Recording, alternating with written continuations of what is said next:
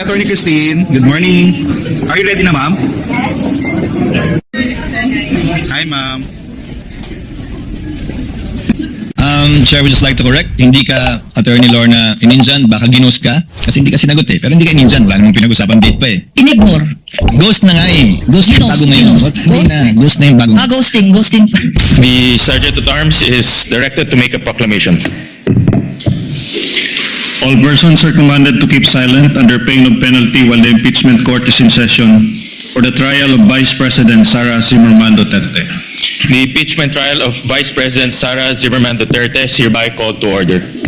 We shall be led in prayer by Senator Judge Vicente C. Soto III. Almighty and merciful God, we come before you with humility as our nation enters a solemn and consequential moment in the impeachment proceedings. We pray that you guide every person entrusted with this constitutional process, especially each senator who will sit as a judge. Grant us who are gathered in this august chamber integrity, good faith, courage, and sound judgment. Keep our hearts free from political pressure, personal interests, prejudice, anger, and fear. May we seek not what is convenient or popular, but what is right, just, and faithful to the truth. Dear Lord, Father God, remind each of us that our duty is not to any individual, party, or faction. Our duty is to you, to the Filipino people, and to the Constitution. Give us the wisdom to weigh the evidence carefully, the fairness to listen with an open mind, and the courage to make decisions according to our conscience and the law. May truth prevail over rumor, facts over speculation, and justice over politics. Let every proceeding be conducted with dignity, fairness, and respect for the rule of law. Dear Lord, protect our country from division and hatred. Give our people patience, discernment, and faith in the proper institutions of our republic. May your wisdom guide us, may your justice lead us, and may your truth prevail. Amen. Amen. The Clerk of Court will now call the roll. Call of members. Senator Judge Aquino, Senator Judge Cayetano Alan, Senator Judge Cayetano Pia, Senator Judge De La Rosa, Senator Judge Ejercito, Senator Judge Estrada, Senator Judge Go, Senator Judge Ontiveros, Senator Judge Lacson, Senator Judge Lapid, Senator Judge Legarda, Senator Judge Marcoleta, Senator Judge Marcos, Senator Judge Padilla, Senator Judge Pangilinan, Senator Judge Soto III, Senator Judge Tulfo Erwin, Senator Judge Tulfo Rafi, Senator Judge Villanueva, Senator Judge Villar Camille, Senator Judge Villar Mark, Senator Judge Zubiri, the presiding officer, Senator Judge Escudero, Senate President Gatchalian. With 18 Senator Judges present, the Chair declares the presence of a quorum. In accordance with the rules of procedure in impeachment trials, the Chair now recognizes the duly elected presiding officer to preside over the proceedings of the impeachment court. Thank you, Mr. Senate President. If there are no objections, we shall dispense with the reading of the Journal of the Senate Citizens and Impeachment Court dated August 5, 2026, and shall consider the same as approved. The court will please, the Clerk of Court will please call the case before the impeachment court. Case number 004-2026 in the matter of impeachment trial of Vice President Sara Zimmerman Duterte. Appearances of the parties.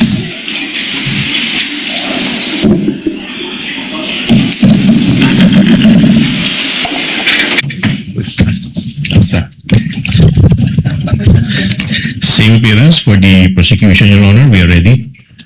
Same appearance for the respondent, Your Honor. We're ready. Thank you. Good morning to the counsel for the parties. Yes, Honorable Chua. What is your pleasure? Your Honor, I understand that this is a continuation of the examination of the prosecution's witness. May we request that Attorney Kapunan, counsel for the prosecution, be recognized, Your Honor, please. Yes, Attorney Kapunan is recognized.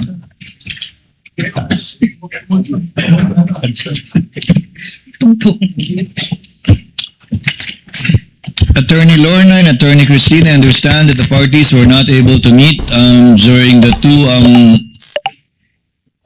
rainy days that parang tumangkad ka, Lorna. Oo nga po. Parang binigyan ako ng apple box dito. Wala namang baha dito sa... Yes, I understand that the parties were not able to meet the last 2 days of last week, perhaps given the inclement weather, but the fact remains is you were not able to meet. May I make manifestations, Your Honor? Yes, Attorney Kapunan.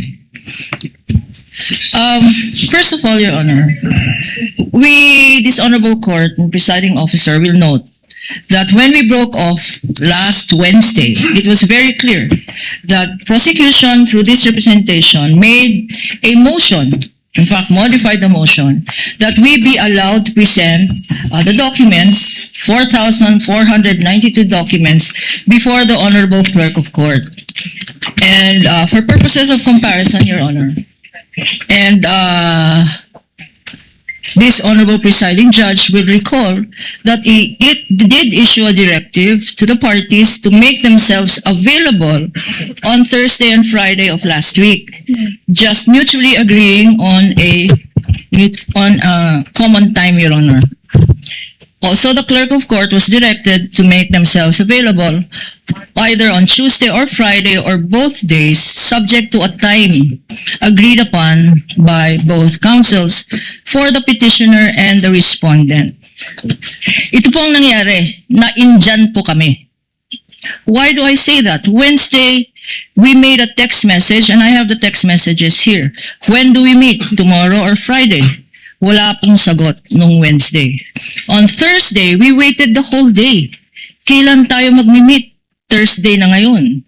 Friday na bukas. Our witness will be on board on Monday. Wala pa rin sagot, Your Honor. The whole day of Thursday. At the end of Thursday, at the end of office hours, Thursday, Your Honor, and we have the evidence here, at 5:38 in the afternoon of Thursday, they texted, counsel for the respondent texted to say, we are available on August 14. This coming Friday, Your Honor, August 14, when napakalinaw naman sa directive ng presiding officer na mag-agree on a date on Thursday or Friday of last week. August 14, what good will that do us? The hearing is today, August 10, and they want us to appear before the clerk of court to compare documents on August 14. For what purpose, Your Honor? Now, the text message is even more disturbing because apart from saying sa August 14 na lang, they even disclaim the fact that this honorable court said Thursday or Friday last week.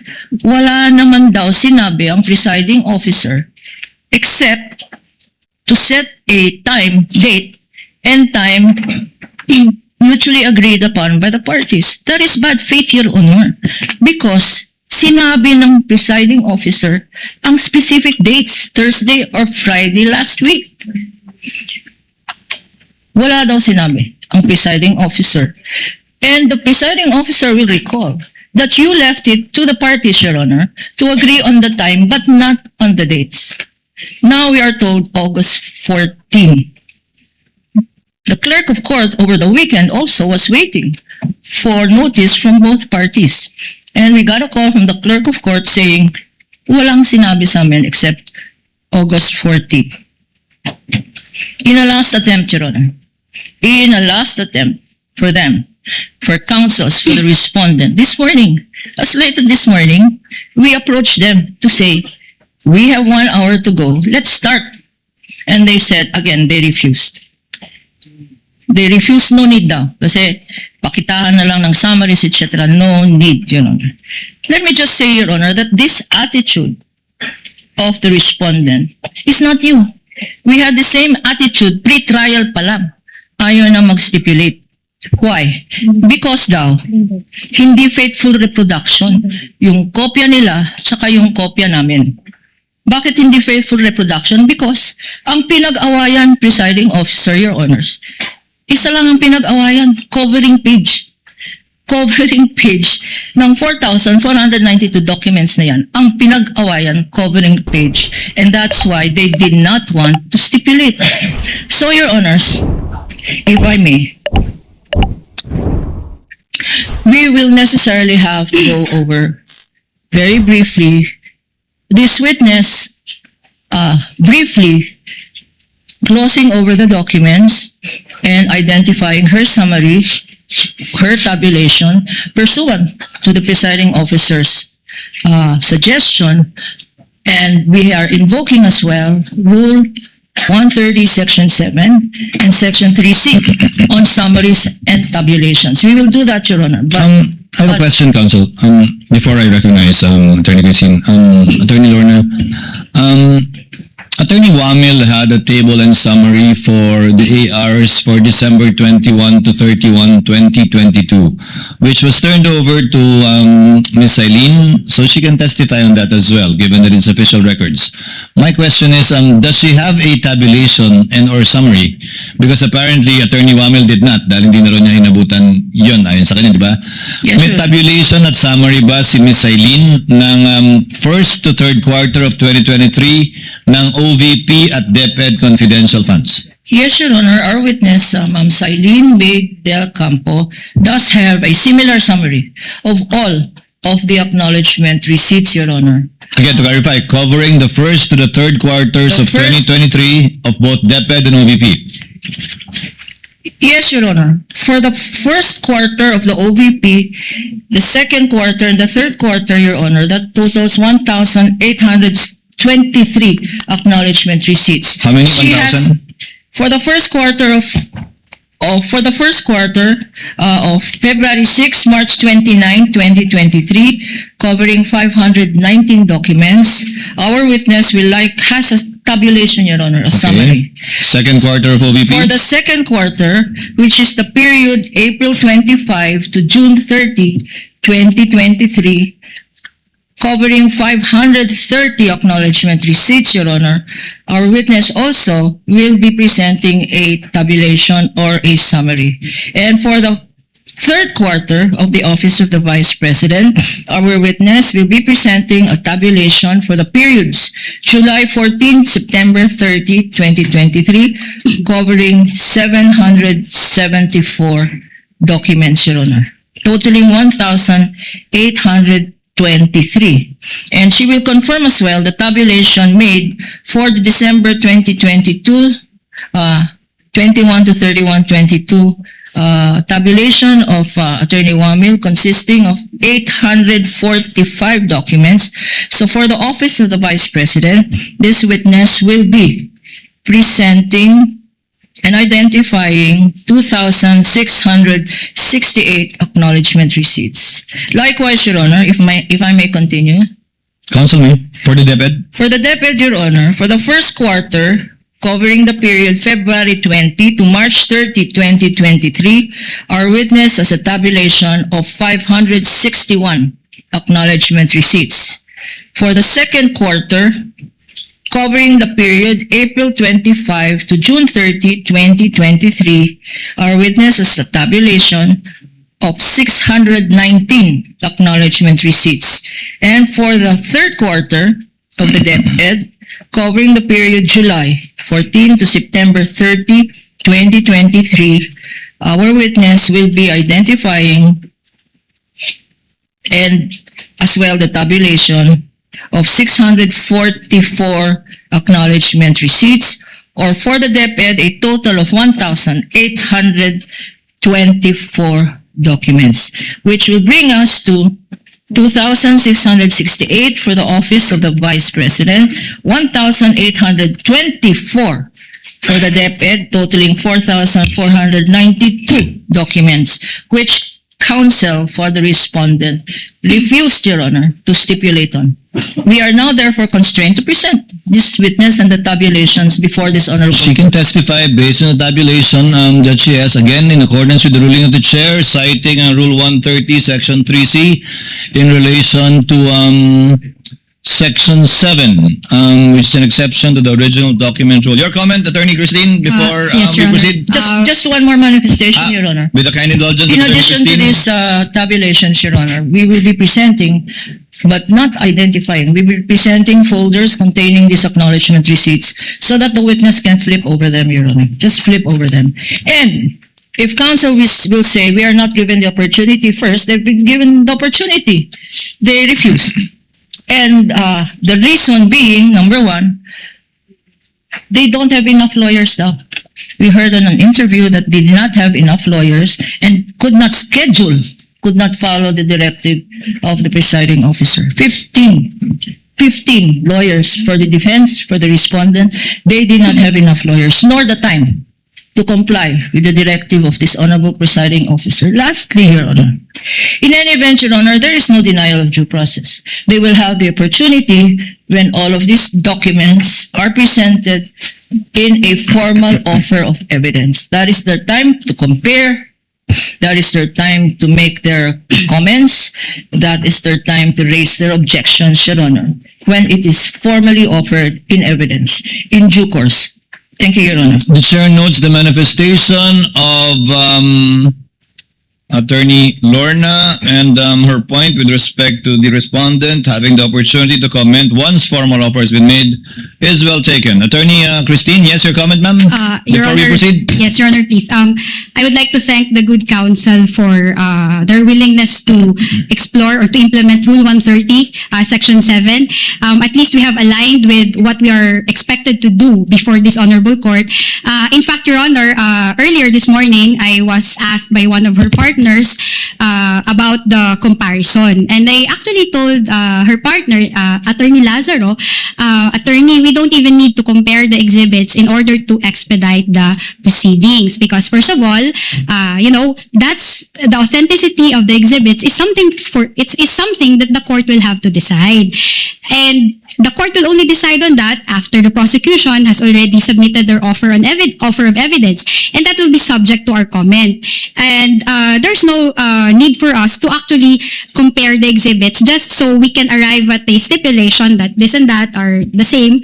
And also, Your Honor, with regard to the identification of the witness of the exhibits, that goes into the witness competence. Now, we did not stipulate here in open court that the witness is competent to identify the exhibits, Your Honor, kasi hindi naman ho namin kilala ho yung taga-COA.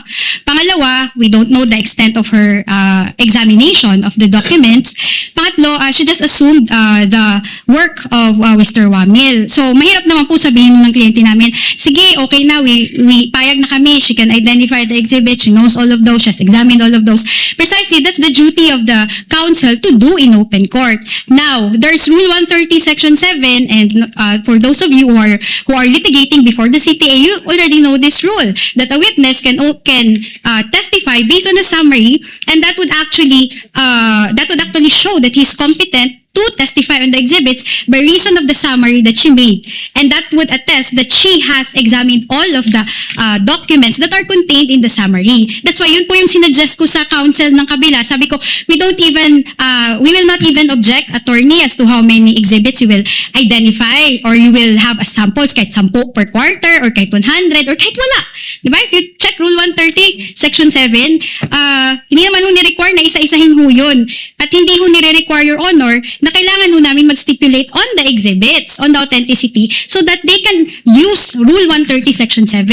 And if properly done po, Your Honor, I think they can identify or they can finish all 1 quarter in less than 10 minutes. I'm talking about that, no? I'm talking about that based on experience. So, Your Honor, we don't object to their implementation of Rule 130, Section 7, as to the manner by how they will do it. We will also not object, but subject to cross-examination, Your Honor. Thank you. The manifestation of Attorney Christine is noted. Chair will make a ruling so that we can move on. May I just respond to this, Your Honor? Ako na magre-respond briefly. para sa kanya. Sa'yo, Attorney Kapunan. The chair did make issue an order for the parties to try to meet Friday or Thursday. However, for whatever reason, lack of lawyers or inclement weather, that did not happen. Chair would just like to correct, hindi ka Attorney Lorna ininjan, baka ginost ka. Kasi hindi ka sinagot eh. Pero hindi ka ininjan, wala namang pinag-usapan date pa eh. Inignore. Ghost na nga eh. Ghost na yung Ginost, bago ngayon. ginost. Hindi na, ghost na yung bago. Ghosting. But having said that, Ghosting. the chair notes, because the chair also inquired, that given what happened in the pre-trial, wherein the copies of the exhibits marked by the respondent, no copies were retained by the court. So the chair would like to request the counsels for respondent to kindly furnish the court with a copy of the marked pieces of evidence during pre-trial, kasi apparently meron kaming pre-marked pieces of evidence from the prosecution, but not all the pre-marked pieces of evidence from the respondent. So in lieu of meeting, kindly just submit that, Attorney Christine, so that we can do the comparison ourselves, either as a court or through the individual senator judges. We will comply, Your Honor. Kindly do that within the day or at the latest tomorrow. If you have it with you, within the day. If not, at the latest tomorrow, so that whatever may happen, the court will already have a copy of these pre-marked documents. In relation to Ms. Eileen, as stated by Attorney Christine already, they will not object to the presentation of a table and/or summary citing Rule 130, Section 7 in relation to 3C. Therefore, we may proceed with her and hopefully be able to finish also Ms. Pareja today. Counsel, can you proceed? Your Honor, please, can I just make a brief manifestation? Yes, Attorney Kapunan. While really, indeed, Section 7, Rule 130 is applicable, may we note that this summary, Your Honor, is being used to establish the rulings, the provision says, when the facts sought to be established is only the general result of the whole. So that summary will just establish the fact that these were the very same documents given by the defense counsel to the COA, Your Honor. And that these were the very same documents or ARs used by the COA in coming out with the respective issuances that they did. Yes, to Your include the Honor. And AOMs, so the notices of therefore, suspension, and the notice of disallowance. if we can get that from, because we don't want to be held in ambush with subsequent witnesses who will use some portions of this acknowledgement receipts for subsequent witnesses, Your Honor, who we have subpoenaed for this impeachment proceedings, Your Honor. They might say, and I don't want to speculate, or I don't want to, anyway, ghosting ba yun? I don't want to anticipate the strategy, but we will have subsequent witnesses who will testify to specific acknowledgement receipts, Your Honor. And they might say, you did not identify them, you only identified the summaries.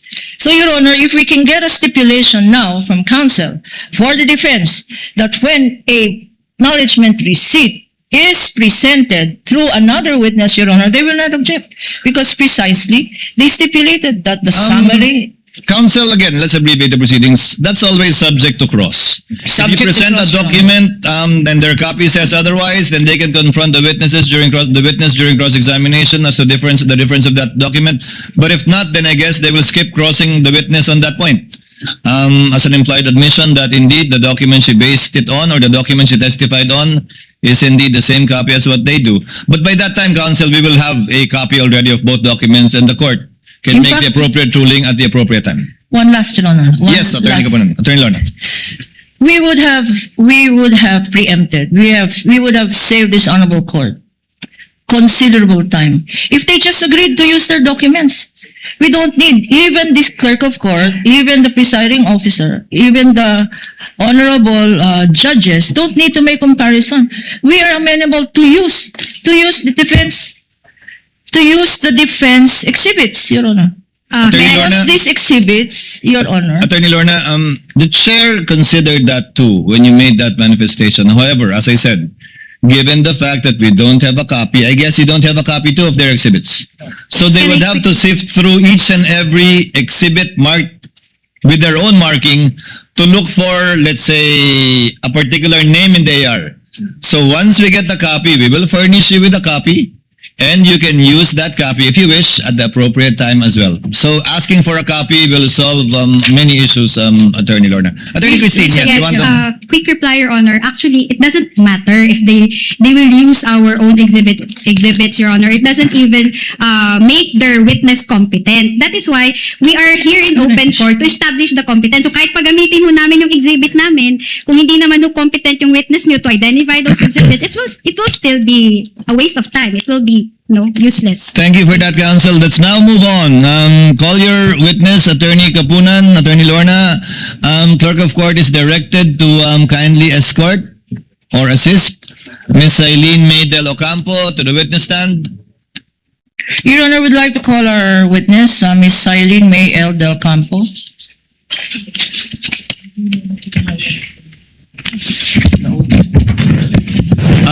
Ms. Eileen, before you sit down, do you understand that you will be continuing with your testimony before this Honorable Impeachment Court under the same oath that you made and was given when you last appeared Wednesday ba? On Wednesday. Yes po, Your Honor. You may sit down, ma'am. Thank you po. And good morning. Attorney Kapunan, your witness, you may proceed with your cross. Again, sorry, with one more short reminder. You don't have to flip through the individual ARs anymore. We understand that, Attorney Kapunan. We will rely on her table and or summary for the meantime, unless there is a specific AR that you want her to identify and read for the record, then she may simply look at that particular one. But no need to flip through the entire 4,492 ARs just to show that she indeed prepared her table and summary based on the ARs. That is deemed understood already by the court. You may proceed, Attorney Laura. With the permission of this Honorable Court, good morning. Good morning to the presiding officer, to the impeachment judges, and good morning, counsel. Good morning. The respondent. Good morning, Madam Witness. Good morning po. Would you like to come closer to the mic? Parang nagkwekwentuhan lang tayo. No? Be comfortable, okay? Apo. Now, we will continue with where we broke off at the last hearing when you were here and we had preliminary questions, no? But I regret that I have to ask you again because just earlier, this counsel for the respondent is questioning your competence. Madam Witness, can you remind us again, how long have you been with the COA? I have been with COA for the past 11 years. Actually po, magti 12 years na po. As COA? Yes po. And what was your educational background, Madam Witness? Saan ka nag-aral? I earned po my bachelor degree in Bachelor of Science in Accountancy from St. Louis University po. At pagkatapos mo nag-graduate sa St. Louis University, saan ka nagtrabaho? Ang una ko pong naging trabaho is as junior auditor sa isang private firm po sa Baguio City. And after that? After 2 years po, nag-apply na po ako sa COA at doon na po ako nag-start noong August 26, 2014. August 26? 2014 po. Okay. And earlier you said that you were in COA ICFAO, correct? Yes po. And what particular activity or duties did you have with this office?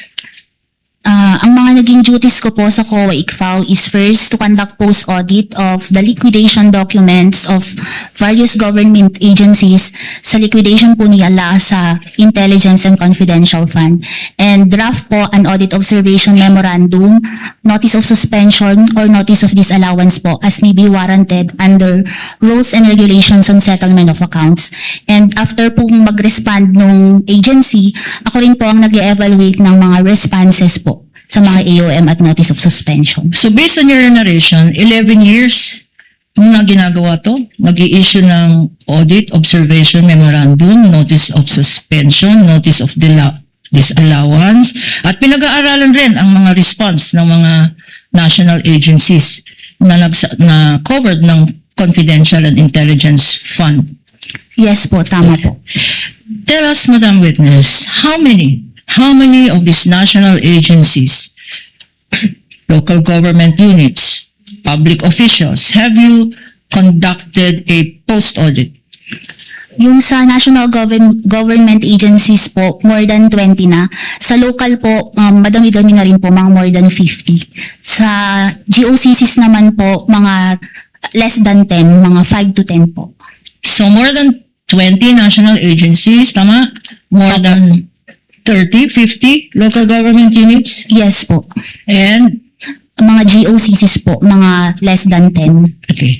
So when you took over, nung ikaw ang take over kay Attorney Wamil, noong February, when he retired or was transferred to another COA office in February 2024, you were then at that time also in COA ICFAO. Yes po, tama po. And ano naman ang participation mo, if any, dito sa pag-post-audit ng confidential funds ng Office of the Vice President at ng DepEd Secretary? Sa Office of the Vice President po, ang naging participation ko po is dun sa for the period December 21 to 31, 2022, ako po ang nag-evaluate ng response nila sa notice of suspension. Dun naman po sa first to third quarters ng 2023, ako po ang nag-evaluate sa response nila sa mga audit observation memorandum. Sa DepEd naman po, ako po ang nag-evaluate ng responses nila para dun sa dalawang AUM for the first to third quarters of 2023. Okay, Madam Witness, you took over the functions, or you took over yung mga in-audit ni Attorney Wamil. Are you aware na gumawa siya ng isang tabulation tungkol sa acknowledgement receipts for the last quarter of the Office of the Vice President, December 21 to 31? Are you aware na merong ginawang tabulation si Attorney Wamil? Yes po, aware po ako sa tabulation ni Mr. Wamil. If this tabulation is shown to you, and for purposes of identification, Your Honor, this has been previously marked in evidence as P-1-29 for the prosecution. Showing to you, Madam Witness, please go over this tabulation prepared, and may we ask permission for our Associate Attorney J. De La Cruz to be allowed to present this to the witness. Assisting counsel of the parties may approach.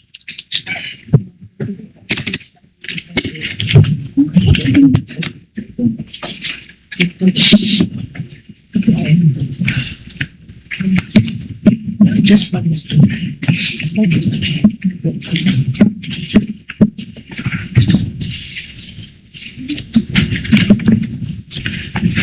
for the record, Your Honor, the witness is going over the tabulation submitted and marked by by Attorney Wamil, and it is Exhibit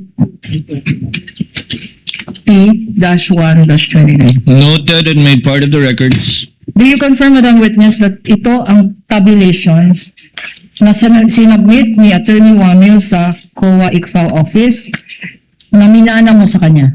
Yes po, ito po yung tabulation na kasama po dun sa mga documents na na-forward sa akin. Okay. After you received these documents from Attorney Wamil through the office of the COA ICFAO, what happened next? After po ma-issue yung notice of suspension sa OBP, nag-submit po sila ng response noong March 13, 2024 po. Itong response na sinasabi mo, meron ka bang kopya? And if shown to you itong response ng Office of the Vice President, will you be able to identify the same? Yes po. Your Honor, for easy reference of the presiding officer and this impeachment court, may we ask permission to flash it in the screen, Your Honor? Counsel may do so. You're referring to Exhibit P-1-13-B Yes, Your Honor. and respondents 1-120 OVP. This is stipulated document, Your Honor. You may proceed, So counsel. the counsel for the defense is now looking at it.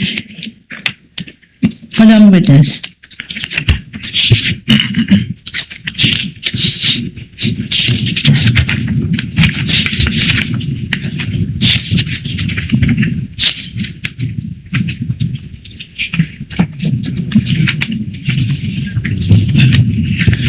Having gone over this document, Madam Witness, ito ba yung sinasabi mong letter response ng Office of the Vice President?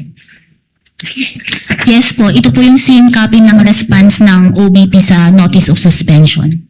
I will now show you, Counsel, JVD. I will now show you the second page of this letter, Madam Witness, being flashed on the screen. Please look at the second page. In particular, we have what appears to be certain signatures. Mga signature na nandyan sa second page ng response ng Office of the Vice President. If shown to you, Madam Witness, will you be able to identify the signatures? Yes po. There is a signature appearing on top of the name Attorney Attorney Lopez. There is a signature appearing above the name Attorney Sulaika Lopez. Would you be able to identify that signature? Yes po. Bakit, Madam Witness? Kasama po kasi dun sa sinubmit sa liquidation documents na nabigay sa akin, na turn over sa akin, yung list ng signatories po ng OVP. At kasama ba doon ang signature ni Attorney Sulaika Lopez? Yes po. There is another signature here appearing atop the name Lemuel Ortonio. Please go over this signature and tell us if you are familiar. Makikilala mo ba tong signature ng isang Ortonio sa dokumentong ito? Yes po. Why, Madam Witness? Kasama din po ito dun sa list ng specimen signature na nasubmit po sa amin dun sa liquidation documents nila. Okay. And pag alam mo, sino ba itong Attorney Sulaika Lopez? Based po dito sa dokumento na to, siya po ang Chief of Staff ng OVP. Okay. Undersecretary po at Chief of Staff. Ito naman Mr. Lemuel Ortonio. Sino naman itong Lemuel Ortonio na to? Based po sa document, siya po ang Assistant Secretary and Assistant Chief of Staff. Sa letter response na to, na-identify mo, may nakalagay, meron bang naka-attach dito sa letter response? Yes po, nag-attach po sila ng list of 105 activities ng Office of the Vice President for the period December 13 to 31, 2022. First quarter ng Fourth quarter ng 2022. Specifically, December 13 to 31, 2022. At if we show you this list of activities na inattach sa letter response, will you be able to identify this? We are flashing on Yes, the po. screen, Your Honor, a list of activities which is an attachment to the letter response of the OVP, Exhibit P-1-13B. Whereat yung listahan allegedly ng mga activities ng OVP ay naka-enumerate. Tell us, Madam Witness. Show us.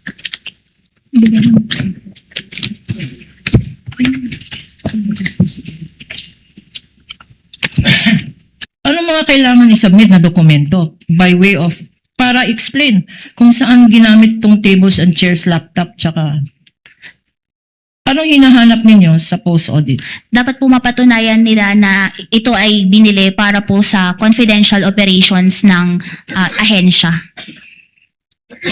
At anong kailangan na dokumento? And since this pertains po sa as purchases, dapat po supported ito ng either sales invoice or official receipts po. Okay. Sa pag-evaluate mo nitong dokumentong sinabit ng Office of the Vice President, meron ba yung mga official receipts, sales invoice na sinabit? Wala po. Isa, dalawa, tatlo. Walang sinabit, Madam Witness? Wala pong mga resibo po. Okay. Now, based sa iyong audit, sino-sino ang liable persons dito sa in connection with this notice of disallowance na binasa mo? Sino-sino ang mga persons na responsible or accountable dyan sa pinakita mo? Ang mga persons po na liable or responsible is first po the head of agency, Vice President Sara Duterte, the Special Disbursing Officer, si Ms. Gina Acosta, at ang Chief Accountant po na si Ms. Julieta Villa del Rey. Okay. Sa document na yan, pwede bang pakita mo yung mga pangalan na sinabi mo? Nasa page 2 po. Showing to you page 2, Madam Witness, and being flashed on the screen.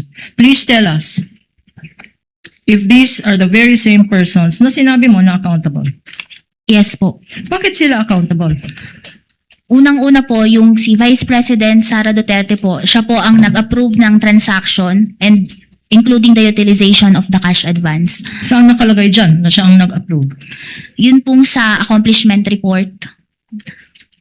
And then, kay Miss Gina Acosta naman po, dahil siya ang Special Disbursing Officer and she disbursed po the cash advance. Ito naman Villa del Rey. Bakit sinasabi mo na accountable officer siya? Nag-certify po siya dun sa backseat ng liquidation report na ang supporting documents are complete and proper. Hindi ba nila ginawa ito? Yung mga sinasabi mo na kailangan sa joint circular? Yes po. Yes. Kasi po yung participation nila sa transaction, kaya po sila nasama sa persons na liable po sa transaction na ito. Dahil first, si Vpsara bilang siya ang head of agency at siya po ang nag-approve ng transaction and utilization ng cash advance. Pangalawa po, ang naging participation po ni Ms. Gina Acosta is siya po ang special disbursing officer at siya po yung nag-disburse ng cash advance. At kay Ms. Julieta Villa del Rey naman po, sinertify niya na complete and proper yung supporting documents pero hindi po complete and proper yung nasubmit po sa amin. Okay. Madam Witness, nag-issue ang COA ICFAO ng notice of disallowance. What happened next, if any, kung maalala mo? Noon pong February 5, 2025, nag-appeal po ang Office of the Vice President. Nag-file po sila ng petition for review sa Commission proper. And do you know what happened to this petition for review? Nung April 10, 2026 po, naglabas ng decision ng Commission proper at na-furnishan po ang aming office and in-affirm po nila yung notice of disallowance in the total amount of 73,287,000. So yung petition for review, disallowed pa rin. Noon pong lumabas yung decision ng Commission proper, in-affirm po nila yung disallowance. Magkano yung disallowed ng commission proper? Same po sa nasa notice of disallowance namin, 73,287,000 po. At ano naman ang ibig sabihin ng disallowed? Ang notice of ang disallowed po is sa level ni ICFAO po kasi pag nag-issue kami ng notice of disallowance, meron na po silang, we demand them to ibalik po yung pondo. Pero meron pong remedy which is yung ginawa nila, nag-file sila ng petition for review po sa Commission proper. At ano naman ang nangyari sa petition for review na yan? Ayun nga po, nagkaroon ng COA decision na in-affirm po nila yung notice of disallowance. Pagkatapos na in-affirm yung notice of disallowance ng commission, ano ang ginawa? Nandito na ang Pinas Updates. Huwag kalimutan mag-like, share, comment, and subscribe sa ating YouTube channel. Maraming salamat.